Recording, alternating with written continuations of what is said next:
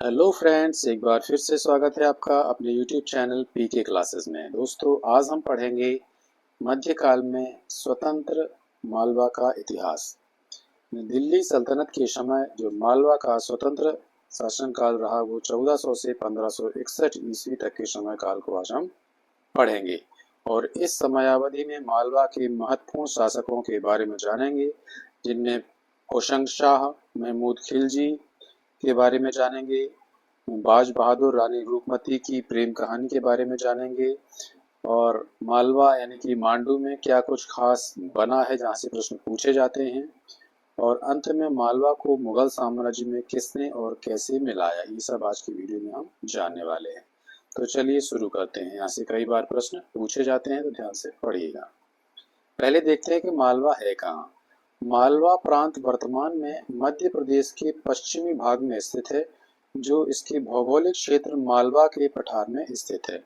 विभिन्न समयों पर इसकी सीमा थोड़ी बहुत परिवर्तित होती रही है, लेकिन आज भी मालवा की जलवायु बहुत प्रसिद्ध है। फाहियान ने भी मालवा की जलवायु के बारे में बहुत कुछ लिखा था, तो उसी मालवा के बारे में आज हम पढ़ने वाले हैं। दोस्तों, अलाउद्दीन खिलजी को जब हमने पढ़ा था तब हमने जाना था कि 1305 ईस्वी में अलाउद्दीन खिलजी ने मालवा पर आक्रमण किया था, और उसकी कड़ी यहाँ मालवा के इतिहास में हमको देखने को मिल गई। तो ऐसे ही इतिहास में कड़ियाँ जोड़ते चलिए और आपको इतिहास भी मजेदार लगेगा। लेकिन समस्या ये है कि आजकल के बच्चों को मार्वल की मूवी सीरीज की कड़ियाँ जोड़ने में आनंद आता है, इतिहास की कड़ियों में इतना आनंद नहीं आता है। और इतना आनंद अगर इतिहास की कड़ियाँ जोड़ने में भी लगाने लगे ना, तो फिर पढ़ाई कभी भी बोझ नहीं होगी। खासकर इतिहास विषय तो बहुत ही मजेदार हो जाएगा। चलिए अपने टॉपिक पर आते हैं। 1305 ईस्वी में अलाउद्दीन खिलजी ने जब मालवा पर आक्रमण किया तो वहां पर परमार वंश के अंतिम शासक महलक देव को इसने पराजित किया। परमार वंश कौन?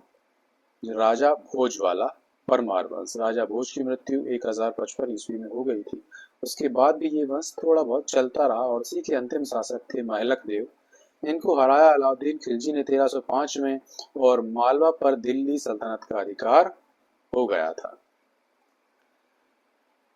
खिलजी के बाद जब दिल्ली सल्तनत में तुगलक शासकों का शासनकाल आया, तो तुगलकों के शासनकाल में भी मालवा पर दिल्ली सल्तनत का अधिकार रहा।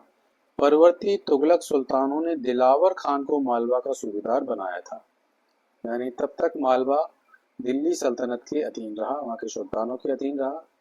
और परवर्ती तुगलक सुल्तान यानी फिरोज शाह तुगलक के बाद जो 4-5 सुल्तान हुए, उन्होंने दिलावर खां को मालवा का सूबेदार बनाया था।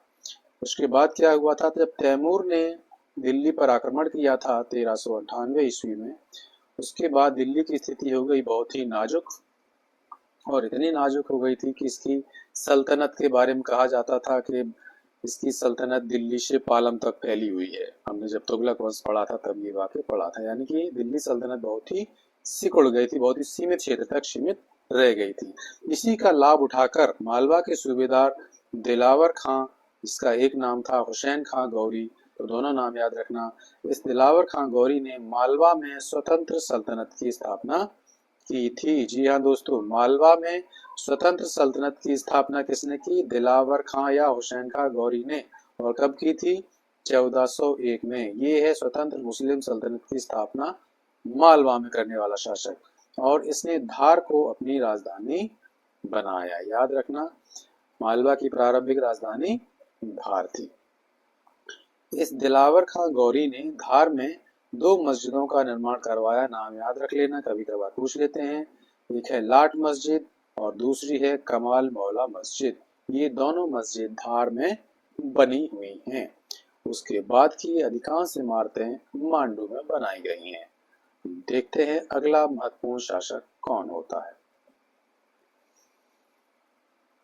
दिलावर खां गौरी के बाद उसका पुत्र अल्प खां, कहीं कहीं अनप खां भी लिखा हुआ मिलता है, और ये हुसंग शाह गौरी के नाम से सिंहासन पर आसीन होता है। ये नाम याद रखना, हुसंग शाह गौरी। यहाँ से कई प्रश्न पूछे जाते हैं। इसका जो शासनकाल है 1406 से 1435 ईस्वी तक।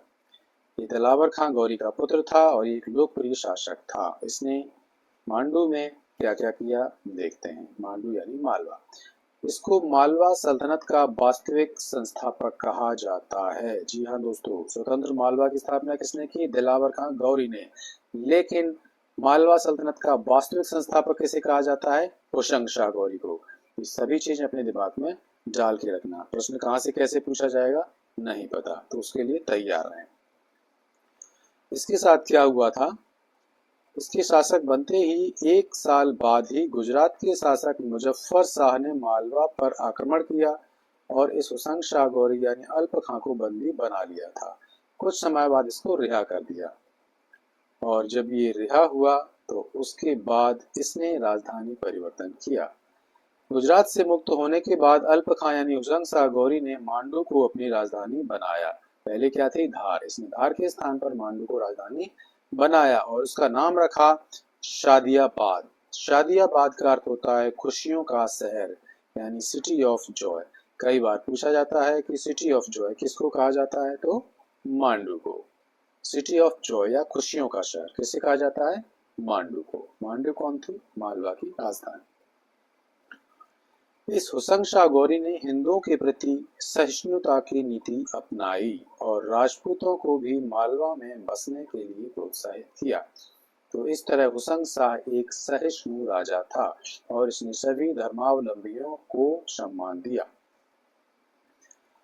उसका एक कारण ये भी था कि एक सूफी संत थे शेख बुरहानुद्दीन, ये इनके गुरु थे। यानी कि हुसैन शाह सूफी संत शेख बुरहानुद्दीन का शिष्य था और सूफी संत हमेशा मानवता की शिक्षा देते थे। इसने राजा भोज के द्वारा भोजपुर में निर्मित साइक्लोपियन बांध को नष्ट कर दिया था। साइक्लोपियन बांध, ये साइक्लोपियन बांध जो है भोजपुर में बना हुआ है। भोजपुर मंदिर के पास में ही ये बनाया था, जिसको बनाया था राजा भोज ने और इसको नष्ट कर दिया था इस हुसैन शाह ने। हुसैन शाह ने मांडू में असरफी महल की नींव रखी थी। ये असरफी महल की नींव रखी थी मांडू में, हुसैन शाह ने इसको पूर्ण किया था। इसके बाद के सुल्तान महमूद खिलजी ने, ये खिलजी वंश का प्रथम शासक था महमूद खिलजी, इसने इस असरफी महल को पूर्ण कराया था। और ये असरफी महल का इमेज मैंने लगाया हुआ है, आप देखिएगा। मांडू कभी जाना हो तो इसको जरूर देख के आइएगा। 1435 ईस्वी में इसने होशंगाबाद नगर की भी स्थापना की थी। होशंगाबाद नगर की स्थापना किसने की? हुसैन शाह ने। इसने अपने नाम पर ही इस होशंगाबाद शहर का निर्माण किया था। 1435 ईस्वी में ही हुसैन शाह की हो जाती है मृत्यु और इसके बाद जो शासक बनता है वो मोहम्मद शाह गौरी या गजनी खां। ये मोहम्मद शाह गौरी इस मालवा के गौरी वंश का अंतिम शासक था और ये एक अयोग्य शासक था। सिर्फ 1 वर्ष तक इसका शासनकाल रहा, कोई महत्वपूर्ण उपलब्धि इसकी नहीं है। नाम इसलिए रखा है क्योंकि ये गौरी वंश का अंतिम शासक था। इसका वजीर था महमूद खां। इस मोहम्मद शाह गौरी का वजीर था महमूद खां। चूंकि मोहम्मद गौरी एक अयोग्य शासक था, इसके अयोग्यता का लाभ उठाकर इस महमूद खिलजी ने 1436 ईस्वी में मालवा की सत्ता हथिया ली और वहां पर खिलजी वंश की नींव डाली। कहाँ? मालवा में। तो मालवा के खिलजी वंश का संस्थापक था महमूद खिलजी प्रथम। ठीक है। इस महमूद खिलजी ने क्या किया? अभी पढ़ा था, महमूद खिलजी ने असरफी महल का निर्माण पूर्ण करवाया और किया इसने मांडू में होशंग शाह का मकबरा भी बनवाया। मांडू में होशंग शाह का मकबरा एक बहुत ही प्रसिद्ध इमारत है। इसको मध्य प्रदेश का ताजमहल भी कहा जाता है, यानी ये मध्य प्रदेश में काफी खूबसूरत बिल्डिंग है। ये है होशंग शाह का मकबरा, इसको मध्य प्रदेश का ताजमहल भी कहा जाता है। मध्य प्रदेश का ताजमहल किसे कहा जाता है? होशंग शाह का मकबरा। ये कहाँ है? मांडू में। और इसे किसने बनवाया था? कंफ्यूज मत होना, नाम है हुसैन शाह का मकबरा, लेकिन इसको बनवाया था महमूद खिलजी प्रथम ने। ये बात बिल्कुल ध्यान रखना, यही बच्चे कंफ्यूज हो जाते हैं। ये मालवा सुल्तानों में सबसे शक्तिशाली शासक था। कौन? महमूद खिलजी। ये अपने जीवन के अधिकांश समय तक युद्धों में ही व्यस्त रहा। यह लगभग हर वर्ष युद्ध के मैदान में उतरता था और किसी न किसी से युद्ध करता था। इसीलिए इतिहासकार लिखते हैं कि इसने युद्धों के मैदान को ही अपनी आरामगाह बना लिया था। इसके जीवन में बहुत ही प्रसिद्ध और एक चर्चित युद्ध होता है महमूद खिलजी और मेवाड़ के राणा कुंभा के मध्य। लेकिन यह युद्ध अनिर्णीत रहा और दोनों ही पक्ष इस युद्ध में अपनी विजय का दावा करते हैं और इस विजय के उपलक्ष्य में दोनों ने अपने राज्यों में विजय स्तंभ का निर्माण कराया था। चित्तौड़ के राणा कुंभा ने चित्तौड़ में विजय स्तंभ का निर्माण कराया और महमूद खिलजी ने मांडू में 7 मंजिलों के विजय स्तंभ का निर्माण करवाया था। लेकिन मांडू का ये विजय स्तंभ अब नष्ट हो चुका है, ये अब हमें देखने को नहीं मिलता है। चित्तौड़ का विजय स्तंभ अभी भी मौजूद है। इस महमूद खिलजी ने मांडू में एक चिकित्सालय और एक आवासीय विद्यालय यानी कि रेसिडेंशियल स्कूल का निर्माण कराया था।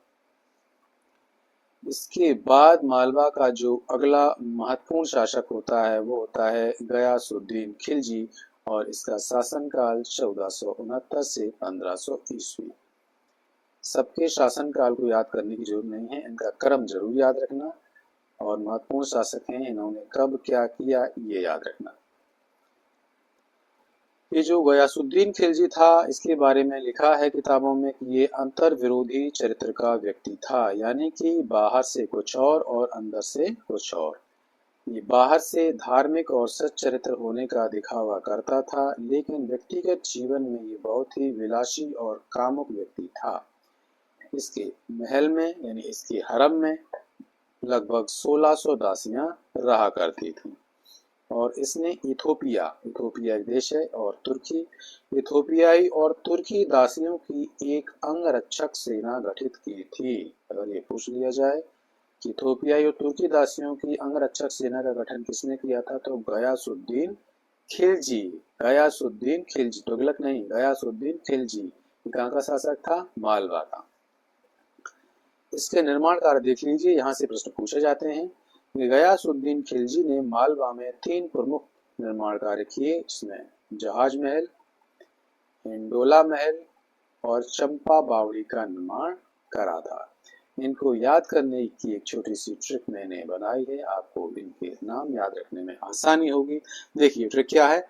जहाज हिलते हुए चंपा बावड़ी में गया। जहाज से जहाज महल, हिलते से हिंडोला महल और चंपा बावड़ी से चंपा बावड़ी और इस गया से आप अर्थ लेना गयासुद्दीन खिलजी।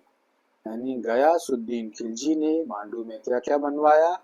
एक जहाज महल, एक हिंडोला महल और चंपा बावड़ी। ये तीनों के पिक्चर आप यहाँ देख सकते हैं। काफी खूबसूरत इमारतें हैं। आप कभी मांडू जाइए तो जरूर देख के आइए, क्योंकि मांडू है खुशियों का शहर, सिटी ऑफ जॉय। आप भी जाइए, शायद खुशी मिल जाए वहां। इस गयासुद्दीन खिलजी के बाद जो शासक होता है वो है नासिर शाह। इन्होंने कुछ खास नहीं किया, ये एक विलासी शासक था। सिर्फ एक इसकी चीज याद रखना, उज्जैन में कालियादह पैलेस का निर्माण कराया था। आप कहो उज्जैन कहाँ पहुंच गए? उज्जैन भी मालवा प्रांत के अंतर्गत ही आता था। तो इस उज्जैन में उसने कालियादह पैलेस का निर्माण कराया। किसने? नासिर शाह ने। ये विलासी था, हमेशा नशा करता था और नशा करते करते ही ये 1511 ईस्वी में मर गया। इसकी कहानी हो जाती है खत्म। इसके बाद जो मालवा का सुल्तान बनता है महमूद खिलजी द्वितीय। 1511 से 1531 यानी कि लगभग 20 वर्ष तक इसका शासनकाल रहा। इसने क्या किया? इसने मुसलमान अमीरों के यानी कि इसके दरबार में षड्यंत्र होने प्रारंभ हो गए थे और इन मुसलमान अमीरों के षड्यंत्रों से अपनी रक्षा के लिए इसने चंदेरी के राजपूत शासक मेदिनी राय को अपना वजीर नियुक्त किया। यहाँ चंदेरी का ये वही शासक मेदिनी राय है जिसके साथ बाबर का युद्ध होता है। बाबर को पढ़ेंगे तब हम देखेंगे कि इसके साथ कौन सा युद्ध हुआ था, यानी चंदेरी का युद्ध हुआ था। तो चंदेरी के शासक मेदिनी राय को इसने अपना वजीर नियुक्त किया और जब एक राजपूत राजा को वजीर नियुक्त किया गया तो इसके मुस्लिम अमीर इसके और भी ज्यादा विरोधी हो गए, इसके खिलाफ षड्यंत्र होने लगे और इन अमीरों ने संपर्क किया गुजरात के शासक बहादुर शाह से। देखो क्या घटना घटती है फिर। बहादुर शाह से जब संपर्क किया कि हमारा सुल्तान हमारे विरोध में राजपूत शासक को वजीर नियुक्त किया है, आप कुछ इसका समाधान कीजिए। बहादुर शाह ने कहा चलो ठीक है देखते हैं। उसी समय एक घटना और घटी कि इस महमूद खिलजी द्वितीय ने गुजरात के शासक बहादुर शाह के विद्रोही भाई चांद खां को अपने यहाँ शरण दे रखी थी। किसको? चांद खां को शरण दी थी। तो बहादुर शाह को एक बहाना मिल गया मालवा पर आक्रमण करने का, और इस बहाने के आधार पर 1531 ईस्वी में इस बहादुर शाह ने मालवा पर आक्रमण कर दिया और महमूद खिलजी द्वितीय को पराजित कर दिया। इसने गुजरात के शासक बहादुर शाह ने इसको पराजित कर दिया और मालवा को गुजरात में मिला लिया। इस तरह स्वतंत्र मालवा का जो स्वर्णिम इतिहास था वो धूमिल होने लगा, क्योंकि अब यहाँ पर हो गया गुजरात का आधिपत्य। अब कितने समय तक ये गुजरात के अधिकार में रहा देख लीजिए। 1531 से 1535 तक मालवा गुजरात के अधीन रहा। फिर 1535 में क्या हुआ? 1535 ईस्वी में हुमायूं, मुगल सम्राट हुमायूं, मुगल शासक हुमायूं और गुजरात के शासक बहादुर शाह के मध्य होता है एक मंदसौर का युद्ध। और मालवा के इतिहास में ये मुगल साम्राज्य को क्यों पढ़ा रहे हैं? क्योंकि ये मालवा से संबंधित है। जब हुमायूं को पढ़ेंगे या गुजरात को पढ़ेंगे तब भी इस घटना का जिक्र होगा, तो आप उन कड़ियों को तब आसानी से जोड़ पाएंगे। वरना तब आप ऐसा ना कहें कि सर ने जब मालवा पढ़ाया था तब तो ये चीज आई नहीं थी, अब कहाँ से ये मालवा बीच में कूद पड़ा। तो मालवा में भी थोड़ा सा देख लेते हैं। तो 1535 ईस्वी में जब हुमायूं और बहादुर शाह के मध्य मंदसौर का युद्ध हुआ, जिसमें बहादुर शाह पराजित हुआ। जब पराजित हो गया तो मालवा पर फिर किसका अधिकार हो गया? हुमायूं का। इस तरह मालवा हुमायूं के अधीन आ गया और लगभग 2-3 वर्ष तक हुमायूं के अधीन मालवा रहता है।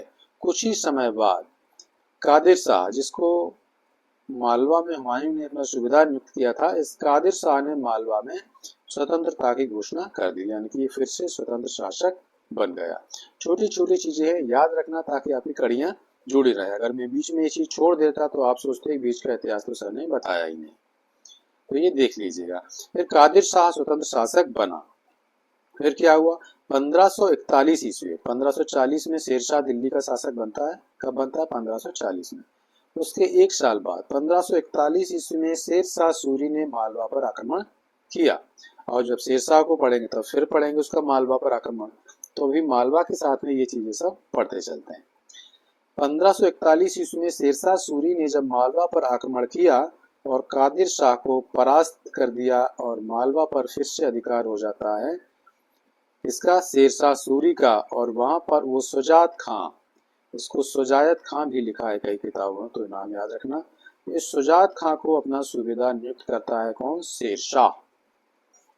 शेरशाह सुजात खां को अपना सूबेदार नियुक्त करता है और इसी सुजात खां का पुत्र होता है बाज बहादुर। अब हम कहाँ आ गए? बाज बहादुर पर। तो इस बाज बहादुर तक पहुंचने के लिए हमने इतनी चीजें आपको बताएं कि बीच का इतिहास कहीं ब्लैंक आपको नजर ना आए। तो ये सुजात खां का पुत्र बाज बहादुर फिर बनता है मालवा का शासक और ये फिर से स्वतंत्र शासक बनता है। अब ये बाज बहादुर का जो मूल नाम था वो था बायजीद खां और उसका शासन काल है 1555 से 1562 ईस्वी। कहीं कहीं 1556 भी लिखा हुआ मिलता है।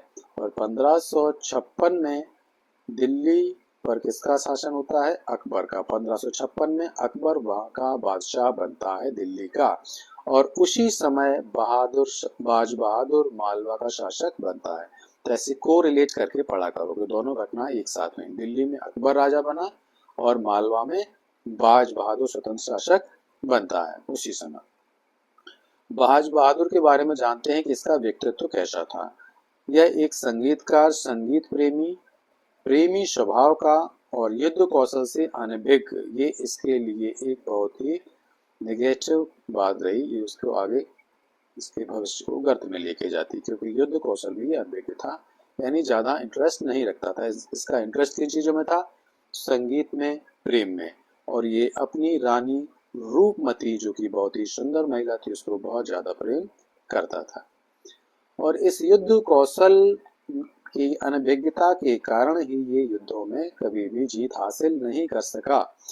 यहाँ तक कि गौड़ रानी दुर्गावती ने इसको 2 बार युद्धों में पराजित किया। जी हाँ, ये गौड़ रानी दुर्गावती से 2 बार युद्ध में पराजित हुआ था। कौन? बाज बहादुर। इसने अपनी सुंदर रानी रूपमती के लिए नर्मदा नदी के किनारे क्या बनवाया था? एक रेवा कुंड बनवाया, एक रूपमती का महल बनवाया। ये नाम याद रखिएगा। ये रेवा कुंड और रूपमती का महल किसने बनवाया और कहाँ है? यानी कि ये मांडू में है। किसने बनवाया? बाज बहादुर ने बनवाया अपनी पत्नी रूपमती के लिए। तो रूपमती का महल ये है, आप देख सकते हैं, और रेवा कुंड ये आप देख सकते हैं। इसके शासनकाल की सबसे महत्वपूर्ण घटना और क्या होती है? सारंगपुर का युद्ध। सारंगपुर के युद्ध के बारे में जानते हैं, क्योंकि इसके बाद मालवा का इतिहास ही बदल जाता है। बदल क्या जाता है? स्वतंत्र मालवा का इतिहास समाप्त हो जाता है। तो इस सारंगपुर का युद्ध क्या है? सारंगपुर का युद्ध 1561 ईस्वी में होता है। इसके पीछे कई कहानियां हैं। कि एक कहानी ये है कि अकबर रानी रूपमती की सुंदरता के बारे में बहुत कुछ सुन रखा था और उसको प्राप्त करना चाहता था, और साम्राज्य विस्तार की लालसा तो थी ही। अकबर ने अपनी 16 कुल की नीति अपनाई हुई थी, जो आसानी से उसका आधिपत्य स्वीकार कर लेते थे, उन्हें वो छोड़ देता था, आधिपत्य वो अपने अधीन कर लेता था, और जो नहीं स्वीकार करते थे उसका आधिपत्य, वहाँ वो युद्ध से उसको अधीन करता था। तो ऐसे ही इसी क्रम में उसने मालवा पर 1561 ईस्वी में आक्रमण किया और एक सेना भेजी सेनापति आदम खां के नेतृत्व में। और ये आदम खां कौन था? आदम खां था इसका फॉस्टर ब्रदर, यानी धाय भाई। इसकी धाय माँ का पुत्र था आदम खां। तो इस आदम खां और बाज बहादुर के मध्य युद्ध होता है सारंगपुर में 1561 में। इसमें बाज बहादुर पराजित होता है और ये पराजित होकर ये भाग जाता है युद्ध क्षेत्र से। जब ये भाग जाता है तो रानी रूपमती स्वयं को असुरक्षित महसूस करती है, और उन शत्रुओं से अपनी इज्जत और जान बचाने के लिए रानी रूपमती ने क्या किया? रानी रूपमती ने अपनी अंगूठी में जड़े हीरे को खाकर आत्महत्या कर ली। बाद में जब बाज बहादुर को रानी रूपमती की आत्महत्या का पता लगा, तो वह रानी रूपमती के कब्र पर आकर बहुत रोया, तड़पा, और ऐसे ही तड़प तड़प कर बाज बहादुर ने अपने प्राण त्याग दिए और अपने प्रेम के लिए अमर हो गया। जब कोई प्रेमी अपनी प्रेमिका के लिए जान देता है तो वो अमर हो जाता है। ऐसे देखें, हमने ऐसी कई मूवीज दी हैं, ट्रेजेडी मूवीज जो हिट हुई हैं, जहाँ कोई हीरो नायिका के लिए मर जाता है। ऐसे ही बाज बहादुर ने अपनी प्रेमिका या पत्नी के लिए उसके वियोग में तड़प तड़प कर प्राण त्याग दिए। रानी रूपमती और बाज बहादुर दोनों की समाधियां हमको कहाँ देखने को मिलती हैं? मध्य प्रदेश के राजगढ़ जिले के सारंगपुर में देखने को मिलेंगी। इनकी कहानी जब खत्म हो गई, यानी जब दोनों मर गए, तो अकबर को इनकी प्रेम कहानी को सम्मान देते हुए अकबर ने बाज बहादुर की कब्र पर आशिक ए शादिक लिखवाया और रानी रूपमती की कब्र पर शहीद ए वफा लिखवाया। आशिक ए शादिक, शादिक का शब्द होता है वफादार, सात्विक या सत्य का प्रतीक शब्द है शादिक, यानी कि एक सच्चे आशिक, सच्चा आशिक, वफादार आशिक। कौन? बाज बहादुर। शहीद ए वफा, यानी जो वफा के लिए, अपने प्रेम के लिए शहीद हो गई, क्योंकि वो सच्चा प्रेम सिर्फ बाज बहादुर के लिए था और स्वयं को अपवित्र होने से बचाने के लिए वो स्वयं शहीद हो गई। तो ये क्या थी? शहीद ए वफा। इस युद्ध के बाद मालवा पर मुगल सम्राट अकबर का अधिकार हो गया और ये हमेशा हमेशा के लिए मुगल साम्राज्य के अधीन आ गया, और इस तरह स्वतंत्र मालवा का इतिहास समाप्त हो जाता है। दोस्तों, ये चूंकि हम मध्यकाल का इतिहास पढ़ रहे हैं, इसलिए स्वतंत्र मालवा की मध्यकाल की घटनाओं को हमने पढ़ा था। जब प्राचीन काल में मालवा पढ़ते हैं तो उसमें हम परमार वंश को पढ़ते हैं, जिसमें राजा भोज को पढ़ते हैं, वाकपति मुंज को पढ़ते हैं, और सिंधुराज को पढ़ते हैं। ये परमार वंश के महत्वपूर्ण शासक थे, लेकिन जब हम प्राचीन मालवा का इतिहास पढ़ेंगे तब इनके बारे में जानेंगे। ठीक है, तो दोस्तों आज का वीडियो आपको कैसा लगा आप कमेंट करके जरूर बताइएगा। जरूरतमंद दोस्तों को शेयर कीजिएगा, वीडियो को लाइक जरूर करें, चैनल को सब्सक्राइब करें और हमें बताएं कि आपको वीडियो कैसा लगा। तो खुश रहिए, पढ़ते रहिए, मिलते हैं नेक्स्ट वीडियो में। धन्यवाद।